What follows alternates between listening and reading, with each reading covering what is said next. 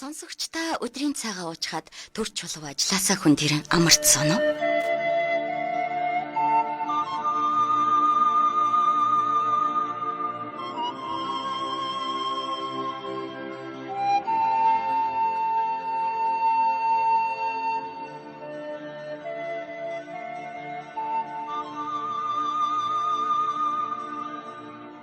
Таны богино амралтанд зориулж утга уран зохиолын яруу ихшгээр аялуулъя. Та унших хэрэггүй, зүгээр л сонсоорой. Цай уух зур радио нэвтрүүлэг. Самцхан өрхөмдөд сонсогчдоо та бүхэндээ өдрийн мэндийг хүргэе. Их Монгол радио ажлын өдрийн даваа лавг баасан гараг бүрийн их үдийн 14 цагаас цай уух зур утга уран зохиолын цаг нэвтрүүлгээ өргөн барьдаг байгаа. Бид энэ хүн нэвтрүүлгээр зохиолч Сэрчин Овогтой үүр цайхын их хүн бодит амьдралаа сэтгүүлсэн хайрын дуучийг цуурлаар аль биесний зөвшөөрөлтөөр хуваалцаж байгаа. Та бүхэн 2 дугаар бүлгийн үргэлжлэл хэсгийг яг одоо шууд эфирээс хүлээн аван сонсноо.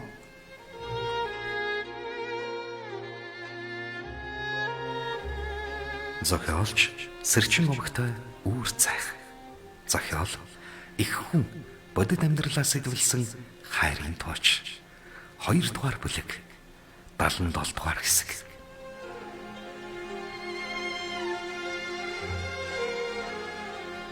Бахим хүзүүд ном судрын ишлэлээс дурдан хэсэг сууж байснаа домчоос өршөөл хүсэж. Аха. Би тур гарч мөр харж чад ирье. Хэмээхэд домч судрын гол уншлага дээр явж байсан тул гараараа түргүүлээж бай гэсэн дохио өгөөд тоосон цороос саяж яваа дахин баг витүүд хилбэлцэн долиглж хөдөлсөөр нэг л мэдхэд бүх ийл биеийг чин доригон чичрүүлж бөг хамрын үзүүр загтнах төдийхнөр чи мэдрэх болно. Өөлийн үрийн өчөөхөн төдий хэсгийг чи ингэж л мэдрэх төдий хэмээн монголоор маш ойлгомжтой орчуулан хэлж дуусаад. За гарч хаад ороод ирээрээ. Хурдан байвал сайн шүү. Би чамд чухал зүйл үзүүлье. Бахим үзүүд гадаа гараад би засаж байхдаа үргэлж хажуугаар нь гүгээд ирдэг нохоо нь харагдсангүй да санаа зовсон доо. Арслан хэмээн хэлээрээ шогшрон дуудахад нөгөөх нь хаанаас ч гарч ирсэнгүй. Харин гэрээс бүсгүй зөхвэж хурдл гэж гэлээ. Бахим үзүүд жаахан гайхс хийсэн шиг гэрт орж явж орволоо. Чи санаа зовлтгүй. Нохооч нь ажиллаа хийж яваах. Хоон хөх мордохдоо энэ залуугийн биед хорогдсон хий юмыг дагуулсаар буруу хөл дээрээ босоод гарсан. Одоо урд уулын арга хүүшийн газрын гүйдэлтэй хэсэгт чичрээд сууж байгаа байлгүй. Нохооч нь тэнд ажил хийж яваад өмнө химээлээ. Ингэж уншсан барайчир тэмдэглэлийн дэвтрээ хумяад би энэ хэсгийг яагаад огт сансангүй вэ? Ийм учраас л заавал хоногийн тог үсэж эмчилгээгээ хийлгэхээс гадна эмчилж буй аргын талаар дэлгэрэнгүй ойлголт авах ёстой юм биз дээ хэмээн бодож байтал хаалга түг тогших сонсогдлоо. Огт хүн ирдэггүй хинч тогшдоггүй болохоор барайчир гайхс хийж хинбэ гисээр гадна хин бүг шалгадаг тусгаад уран гар харвал хоон хөхийн охин зогсож байлаа. Муу хүмүүстэй холбогдож муу санаа гаргаж байдаг тэр хүүхэн барайчирыг шүргээд өнгөрснөөс хойш биеэс нь нэг том харж болж чулуу аваад хайчихсан шиг болж үргэлжийн мөнхөд уур цуглан хөрч ата хорсол буцалж байдаг занд нь орморгүй арилсанд ажлын газрын хамт олон нь маш тааламжтайгаар ханддаг болжээ. Дүүний араас хөөцөлдөж эхэлсэн гудамжны хулигаанууд овроос өксүүлээд ихэнх нь азгүй идэл тавтаж тус тусын ажилдаа сатаарн түүнийг түр мартагнажээ. Хаал гонгоолгож өгөхдөө та над дээр цаг аваагүй санагдана. Би одоогор нэлээ завгүй байна л да. Гэхдээ бүсгүй санаа зовсон бололтой юу л та Би танд төв бодох гээгүй ч цаавал асуух зүйл гараад. Та манай аав хоон хөхийг мэддэг байх нэ? Би яагаад ч юм сүүлийн үед аавыгаа банк зүүдлэх боллоо. Миний аав тийм хөгийн цантай муухан байсан гэж ээж банк ярьдаг юм. Үний юм болов? Хэмээн асуухад залуу саяхан уншаад хүмссэн тэмдэглэлээс санан инээмсэглэн байж. Тэр талаар би сайн мэдэхгүй ч. Аав чинь ямар нэгэн шалтгаанаар тиймэрхүү зан гаргадаг байсан гэдгийг би олж мэдсэн л дээ. Үнэхээр цаг хугацааны хийц авчаанд төрөөд тэр чигээрээ орчныхон долгион үйлцлийн заслыг хийж горимоос олж чадахгүй байсаар ийм болсон юм билээ л дээ. Хэмээн тайлбарлах гэсэн ч бүсгүй түүнийг галзуу хүн гэж бодов бололтой бугуун цагаа харчгаад за таны цаг завыг үрсэнд уучлаарай. Дахиж танд төв бодохгүй. Надад тэтэл сонирхолтой биш санагдлаа. Ингэсээр товор алхан одох хөлийн чимээ үүдний цаан сонсогдсоор тасарлаа.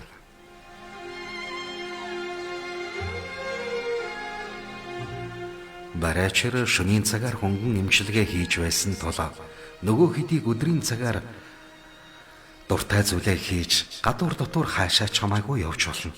Гагцхүү уул руу л очиж болохгүй гэсэн зааварчилгааг өгчээ. Нөгөө хэд барайчрын загсныг ягштал баримталж байсан ч гэсэн нэг өдөр зайсан толгой руу гарах саналыг гярма тавьснаар уул гэж бодсонгүйгээр хүүхдүүдээ аван салхилчээ. Далайн төвшний тодорхой төвшнөөс дээш гарахад хүүхдүүдийн биеинд байгаа үйлчлийг хүлээж авах нөлөөлөл шууд алдагдах байсныг тэд яахан мэдэх вүлээ. Дээшлэх тутам залуугийн хязгаарлаж өгсөн дууны давтамжууд алдагдсаар дунд хаваас эхлэн хүүхдүүдийн эмчилгээ нэг мөсөн алдагдаж нэгэн солир харцтай нөгөө нөхд инехгүй эргээд хивэндээ орсныг уулууд өгсөж байгаа гэр бүлүүд огтхонч мэдсэнгүй. Дээшээ алхаад нилээд ядарсан Гермагийн нөхөр нь үрээн тэврээд алхаж яваа. Тэгж явахдаа хүүгээ үнсэх гээд бондгос хийлээ зочиж. Хүү маань юу болчих нь вэ? Химэн бараг хашгиран хэлэхэд хамт явсан хідэн шалган харахтаа өөрсдийнхүүгээ анзаархач мартсангүй. Хүүхдийн царай цэлдэн хөх болж бомбор нүрнээс нь инээд аль хэдийн арилжчихжээ. Зайсан толгойг уул гэж бодоогүй алдаа хийснээ мэдсэн гэр бүлүүд шууд буудал руугаа буцаад залуугийн хаалгыг тогссоор хүүхдүүд нь буцаад хуучин шигэ болсон тухай үүдэнд зовлонгоо ярьж өгөхөд тэрээр толгоос ихсрэн байж. Хайр имчилгээ минь ямар ч үр дүнгүй болчихлоо. Гэхдээ миний үйлцлийг тэр тойрогноос гараад явчихсан байна шүү дээ. Хаагур явсан бэ та нар? Ингэж бохимдонгоо асуулаа. Тэд дуугарч чадахгүй дүлгэнэн байснаа зайсан толгойг уул гэж бодоогүй гэдгээ тайлбарлалаа. Тэгснэ. Гүй уул чинь энэ толгооноос хамаагүй том биз дээ. Гэхдээ залуу дахин толгоос ихсрээд. Манай энтхийн толгой чинь Америкийн уулал гэсэн үг. Юу ярина вэ та нар? Химээ хэлээд хэсэг бодол хийлж байснаа. За. Та нар одоо ажил руугаа ярихаас өөр аргагүй боллоо. Цөмөрөө хөдөө явахаас өөр сонголт үлдсэнгүй химэн хэллээ. Тэд шуугил таатал явчлаа. Өчүүхэн жаахан алдаанаас болж удахгүй амралтын нэмэлт хугацаанд дуусаад орох гэж байгаа ажлын газартаа яаж ойлгуулах вүлээ гэхээс ахуулаад түмэн асуудлууд араасаа босож ирсэн ч хүүхдүүдийнхээ төлөө барайчрын үгэнд орохоос өөр арга байсангүй. Тэднийг өрөөрүүгээ ороход залуу өөрийн ном судруудаа нэг бүрчлэн бүртгэж хайсаар арай хийж рүүн бичигтээ 3 хуудас гаргаж ирээд завлан сууж хуураа хөглөж намуухан хуурдангаа завсраар нь бичсэн үгнүүдээ аялгуулан хэлж байлаа. Удалгүй уулын орчимд алдагдсан дууны давтамжийг олж барин урсгалыг нээхэд түүний өрөөгөөр дамжин урссаар гадаадын эмчлүүлэгчдийн өрөө рүү даяхан нэвтэрсээр нэг л мэдхэд хүүхдүүдийн биед нөлөөлөл үзүүлж чадлаа. Гэвч энэ төр зургийн бөгөөд нэг өдрийн настай.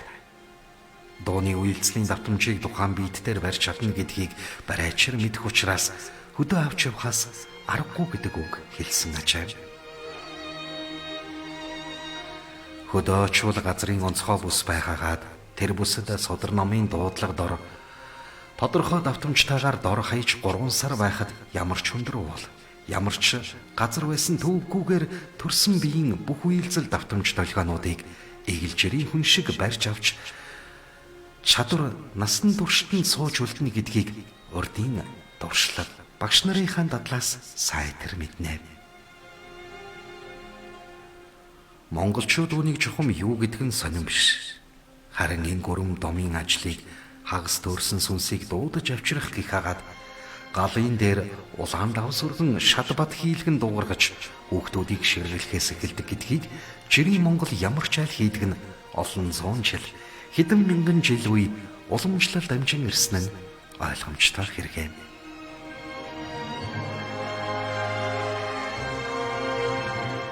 Далан 8 дугаар хэсэг. Өрөөснүүд нь лугшхаа болж багвагаар хараа нь илт сайжрах үед ном айлдаж суусан домчэр харурганы арснаас хэсэгхнийг хайчилж өгөөд наануудээ давуугаар боо. 3 өдрийн дараа аваарай. Бараг л хэвийн болчих болов да химээхэд залуу 2 гараараа гардан аваад тухандаа хүрхэнгээ ойлголоо химэн ихэд хүндэтгэлтэйгээр өөртөө хийх гэтэл дом чохиндоо хандан нөгөө марлаас аваад хайчлаад өг. Наадхаа тэгэж өвөрлөгээ хийхгүй. Зүгээр л хархурганы ярьс. Өнгөнд нь нүдэн дунсан цагааг имчлэг ангаахаас ахуулаад нүдний алимент хэрэгтэй хэд хэдэн чухал эрдэс бодисуудыг агуулдаг юм гин билээ. Химэн давхар зөвлөхөд хүүхдээ хөхөлцүүлсэн охин нь хава эрдэс бодис гэж юу гэж байгаа юм бэ? Тийм хэрэгтэй дүү. Охин минь ходоод хоол иддэг бол нүднээс агуулад бусад бүх эргэтэн чинь бас нэг юм идэж амьдэрдэг байж таарнаа да. Тэр их чинь л эрдэс бодис гээд байгаа юм шүү дээ. Химэн энгийн үгээр тун ойлгомжтой тайлбарлаж өглөө. Гайхсан охин нь дээр нь тавих төдийд л идчихдэг хоолгонд гэж юу? Уг нь нүд рүү нортог бол тэгж ойлгож болохоор төрхдөг байсан болч гэхэд аав нь үгийг нь таслан тэнд бууз болоход энд чиний хамар үнэртэд үгүй. Тэгтээ тэр энд ямар хамаатай юм бэ? Хамгийн их хамаатай охин минь. Агаараар дамжин буузыг хийсэн мах горил сонгоны эдэс ширхэг бүр чиний хамар руу орж байгаа учраас чи мэдэрч байгаа юм. Яг үүнтэй адил урганы арьс нүд хоёрын хооронд болдог гэдгийг л ойлгох хэрэгтэй. Нөлөөллөө үзүүлэхийн тулд заавал хурч наалдаж ууж идэх шаардлагагүйгээр зайнаас тодорхой нөлөөллийг маш сайн үзүүлж болно гэдгийг л ингэж ойлгол зүгээр. Домчийн охин дахиж юм дуурсангүй. Гээчин ч юм ярьсангүй. Харин бахим хүзүүд том биш ч тэр үнхэн тэндээ өөртөө таарсан алагнуудын эргэлдүүлэн байж үүлийн үрийн яг ингэж нөлөөлдөг байх нэ химэн домчоос асуусан маягтай гинэтхэн хэллээ. Түүнийг ингэж асуун чинээ санаагүй домчир шоглоо номоо имхлэн цааш нааш болгож байснаа нэг судрыг нээн хідэн хуудас онцгойлон сугалж аваад энд байна.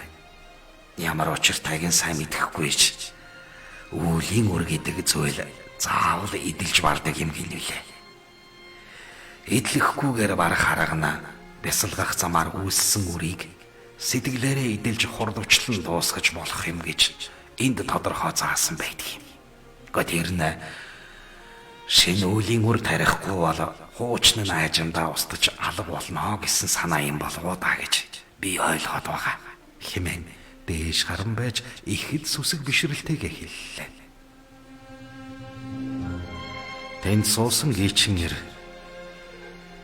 миний ингэж яваа минь. Миний тарьсан үйл юур баха та зайлвал.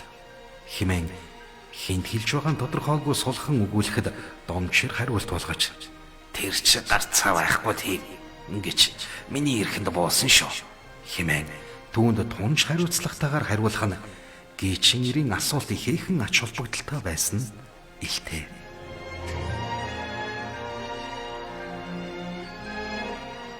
Энэ гэрийн дотор шинэ амьдралыг ангаах өвдөс үүсэж хожимын олон хүний амьдралд эмчилгээ болох алтан навч дурмлын аялгууд дуушингсэн одож марамбын тан дахин шинээр амьлан бэлэн болж байлаа. Тэднийг инхүү сууж байтал гадаа хоттой хоноод захаа үргэх шиг болсноо нохот гуцалдан холоос тавхиж ирж явах чимээ сонсогдох үед Домчирийн нэмсэглэн хаан хөхийг та нараа битгий муугаар бодоорой. Ирлэгт данстай бүртгэл таныг хүн байдгийг хинвэлээ. Хүний сайныг тодруулж харагдуулах гэж муу зүйлийг байн хийж явдаг юм. Яг л тийм үеийн үрийг аваад урчгсан хүнд дотор хүн нь сайн гэхээсээ тунчиг зэгч шулуун шудраг хүн харагддаг гэснээ нүдэн эрхээ эргэлдүүлж хэд хэдэн удаа татаж эргэлдүүлэн байснаа. За та нэг хэсэгтэй л хорхоод хоргүй болчихач. Газрын гүйдлээс мултраад одсон болол та. Бахим үзүүтхүү минь. Чиний энэ нохоо харахгүй л та сургуультай нохоо байна шүү. Эхлээд хоон хөхөөр дайрч хий юмыг шингээж аваад тэр том ирвсийг бараг ховсдсон байх шүү дээ. Хэр баргийн л нохоо хүчрэхгүй гонон үхэр шиг голболдсон амтныг цааш харуулж эдэ янзан. Нөгөө хий юм тэнд сугараад хууртан хоцорсон болол та. Ингээд охин нь санаа зовсон байртай. Хаваа та ямар санаа зовмор юм бэ? Хүн амтны хажууд хизээ байхад та ингэж хамаагүй юм ярьж байлаа да. Наад эрхэндээ тэгж хамаагүй итгэж болж байгаа мó? Ингээд Домч батлах гэсэн мэт. Алуу та хоёр гараад дөрвөн нүдэд халтрыг үзүү сайн ажиглаад ороод ир. Шинэхэн цусаар бодогдсон байх ёстой. Миний нэр халдна гэж бараг байдаггүй юм да. Яг л нүдээр харах шиг өгүүлдэг. Ингээд гийчэнтэй нийлээд гурвал угсгийн гарлаа. Бүсгүй хүүхдээ аавда өгөөд сүулдэж гарахтаа хаваа тавта болно. Ямар их юм хамаагүй ярьж байна. Хүмүүс юу гэж бодох юм билээ? Ингээд Домчир за ингэж хариулах нь ээжтэй загнуулсан хүүхэд шиг хөөрхөн харагдах ачаа. Тэр гурвыг гаргахад олоос галзуу юм шиг харван ирсэн хоёр нохоо гэрийн хажууд ирээд хүмүүсийн хөлд сандминд эрхлэн унаад улаан хилээ унжуулан агамсгаагүй шурхарх нь үнэхээр л хэрэг мандуулчаад ирсэн мэт. Бахим үзүүд халтар нохоон урд талд нэлэнхүйдээ цуссанд будагдаж зээжин хэсэг нь улаан цохор болсон байсанд гайхсандаа амандаа эсгэрэн байж. Юу болох ч нэ Арслан. Чамайг надгүйгээр хан хийж болохгүй гэж хичнээн хэллээ. Юу чамайг тэгтлээ хатгаа вэ хөө? Ингэсээр нөгөө хоёртаа харуулхад бүсгүй ээчин хоёр амаа ангайлхан гайхаж. Хүй өрөө. Аюул болох төгчээд. Заримдаа ч муу авигаа дэндүүлээд байдаг юм. Ингэсээр орцгооход гийчнэр ард үлдэж морь харахаар гэрээс холдон урагшаа алхлаа. Гийчнэр алсхан гараад тухтаа бие загсчих санаатай суутал гинэт хажууханд нь юм сүйтгэх нэг шиг боллоо. Юу байдаг вүлээ? Гэт гайхсан маягтай харвал нилээд том хүрэн бавга түүнийг ажиглаад зогсож байх нь тэрэ. Айсандаа болоод сайн харч чадсангүй нүрээ доошлууллаа. Бавга муухай шуугтан хажуугаар нь өнгөрөөд явчихад би засад суусан ирийн хамаг цус юулагдах шиг болж байсандаа айсандаа ургаа хад шиг гацжээ. Бавга хой талаар нь тойрч ирснээ түүний ялгцсыг үнэрлэн байснаа долоож байгаа бололтой шалар гэсэн дуу гарах нь мөн өсөн түүний бүксийг эргэнүүлэхэд өнөөхгий чин гинэт тусахын босоод өмдөө таталгүй гэрлүү харайхтаа хөлн тушигдан газарт харуултан унлаа. Хачирхалтай бавга араас нь ирсэнгүй гайхалтай. Сэмхэн харвал нөгөөх нь түүнийг гэлдэж хөөх нь бүхэл тоосон юмгүй хотын зах руу сажилж явлаа. Гээчин нэрийн хоолооноос дуу гарсангүй чичирсээр босоод арай хийж өмдөө хам хум татаад гэрлүү жирэлгэн ороод болсон явдлыг хэлвэл домч руухан инээж. Баян мөзөд чи хамт явахгүй яавэ? Хүн айлгаа ичх юм. Манай нэг сарлаг байдгийг. Хүний бас хамттай байдгийг юм уу хайшаа юм. Хаяа ирсэн хүмүүсийг айлгаж ичээгээд хайждаг золиг байгаа юм. Гүй ядаж байхад өнгөн хүртэл барааныг нь яана гэж. Алив тэр улаан давс аваа тэр гал дээр тавиарай. Энэ хүнийг ширгэлэхгүй болохоо байлаа. Химэн санаан зовсон байртаа хилээд судраа дэлгэн эргүүлж байхад юу ч юм дахин үргэлжлүүлэн уншиж эхэллээ. Үргэлжлэл бий. Зохиолч Сэрчин огтой үүр цайх. Зохиол их хүн бодит амьдралаа сэтвэлсэн хайрын тооч. Радио редактор Баттуул, компьютер графикч Цэндава, өгүүлэгч Хос Баяр. Их Монгол радио 2021 он. Сонсогчдаа их хүн номыг бүрэн ихээр нь худалдан авч уншихыг хүсвэл 88 10 17 14 88 10 17 14 дугаард холбогдож байгаа газраа хүргүүлнэ.